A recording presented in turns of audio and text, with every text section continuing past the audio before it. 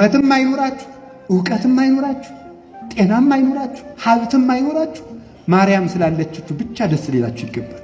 እሷ ስላለችን ይበቃናል። ምንም ነገር እውነት እንዲህ አለ ቅዱስ ቄርሎስ የአክል ሃይማኖት ዘአልቦ ጥልቀት ወእምነት በቅድስት ድንግል ከመይእቲ ወላዲተ አምላክ። ዘአልቦ ጥልቀት ጥርጥር የሌለበት ሃይማኖት ለምንም ነገር ይበቃል። ማርያም ወላዲተ አምላክም ናት ብሎ ማመን ለሁሉም ነገር ይበቃል። ለልብስ ይበቃል፣ ክርስቶስን እንለብሳለን።